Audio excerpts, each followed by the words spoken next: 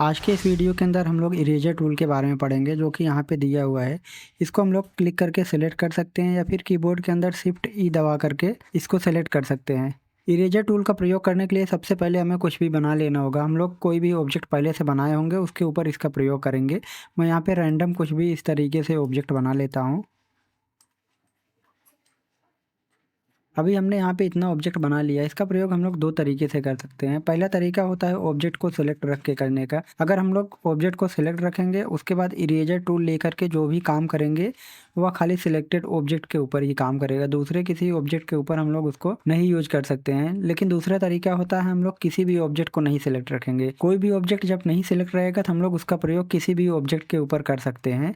जैसे मैं इस केस में इस वाले ऑब्जेक्ट को सिलेक्ट कर लेता हूँ। उसके बाद इस वाले टूल को ले लेंगे। यहाँ पे क्लिक करके इरेजर वाले को सिलेक्ट कर लेंगे। यहाँ पे देखेंगे ऊपर बार में दिखाई दे रहा है। इसके अंदर तीन प्रकार के मोड दिखाई दे रहे हैं। सबसे पहला ये डिलीट ऑब्जेक्ट है, इसके ऊपर लिखा हुआ है। अगर हम लोग इसका प्रयोग करेंगे तो जिस भी ऑब्जेक्ट के ऊपर ले जाकर के इस तरीके से ड्रैग कर देंगे उसके ऊपर टच हो जाएगा, ऑब्जेक्ट डायरेक्ट डिलीट हो जाएगा। अभी ये ऑब्जेक्ट डिलीट हो गया। इसके बाद हम लोग किसी दूसरे पे भी इसका प्रयोग कर सकते हैं।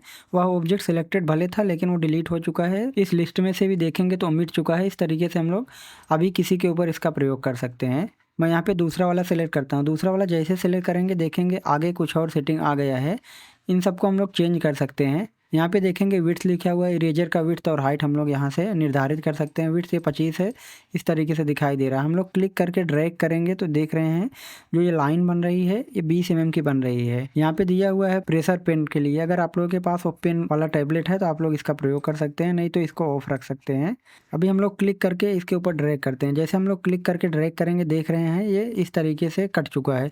किसी भी ऑब्जेक्ट के ऊपर हम लोग इसका प्रयोग कर सकते हैं। जैसे मैं येलो वाले पे क्लिक करके ड्रैग करता हूँ, यहाँ पे देख रहे हैं ये कट चुका। इसके माध्यम से हम लोग इसको डायरेक्ट काट सकते हैं। इस तरीके से अगर हम लोग ड्रैग करते हुए जाएंगे मल्टीपल ऑब्जेक्ट को हम लोग एक साथ भी काट सकते हैं। यहाँ पे देख रहे हैं जैसा लाइन बना था वैसे ये कट चुका है। यहाँ से हम लोग इसके विड्थ को निर्धारित कर सकते हैं। अगर हम लोग यहाँ पे 2 mm कर देते हैं बिल्कुल पतला हो जाएगा। यहाँ पे देखेंगे इस तरीके से ड्रैग करेंगे बिल्कुल पतला, ये 2 mm के हिसाब से ये कट चुका है।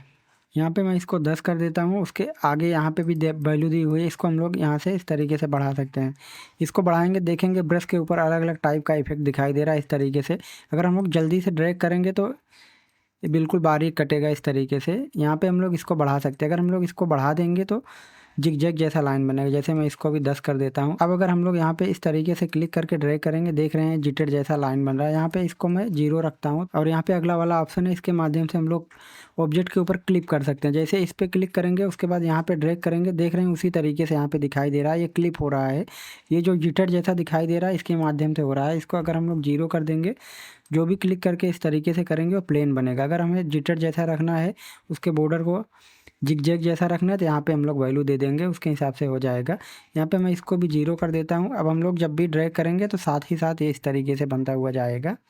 इसके बाद देखेंगे यहाँ पे एक ऑप्शन दिखाई दे रहा है। अगर हम लोग दूसरा वाला सिलेक्ट रखेंगे पाथ को कट करने वाला तो यहाँ पे ये दिखाई देगा। अगर हम लोग इसको ऑन कर देंगे उसके बाद किसी भी ऑब्जेक्ट के ऊपर ड्रैग करके कट करेंगे तो वो पार्ट अलग हो जाएगा। जैसे हमने यहाँ पे इसके ऊपर ड्रैग किया, अब हम लोग देखेंगे तो ये 2 पार्ट हो गया। 2 पार्ट नहीं हुआ क्योंकि यहाँ पे माउस को हम लोगों ने बहुत धीरे से ड्रैग किया था तो ये पूरी तरीके से नहीं कटा है। मैं यहाँ पे कंट्रोल जेड कर देता हूँ। उसके बाद इरेजर वाले को लेकर के हम लोग इस तरीके से अच्छे से कट करेंगे। जब देखेंगे पूरा दोनों साइड से कट हो जाएगा उसके बाद उसको हम लोग इस तरीके से अलग कर सकते हैं। अगर हम लोग उसको ऑन करेंगे तो पार्ट कट के अलग होगा, नहीं तो एक में जुड़ा रहेगा।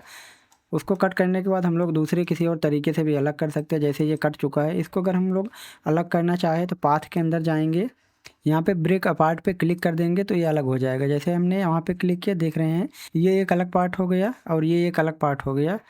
सेम उसी तरीके की सारी सेटिंग यहाँ क्लिप के अंदर भी आती है। यहाँ पे हम लोग इसके वैल्यू को चेंज करके बढ़ा सकते हैं। यहाँ पे अगर हम लोग इसको बढ़ाएंगे तो यहाँ पे ऐसे क्लिक करेंगे तो जिगजैग जैसा कटेगा जैसा हम लोगों ने वहाँ पे दिया हुआ था। यहाँ पे नहीं हो रहा है क्योंकि ये ऑब्जेक्ट सेलेक्ट है।